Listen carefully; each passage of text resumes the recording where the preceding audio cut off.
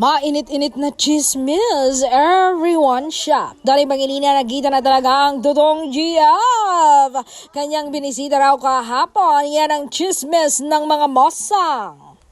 Ang hint daw ay isang sikat na aktres at nakapatayo na raw ng bahay at ang bongga dahil parang mansyon ito. Ang bata-bata pa pero nakapagpatayo na ng sarili niyang bahay. Anong hula mo? I-comment mo na!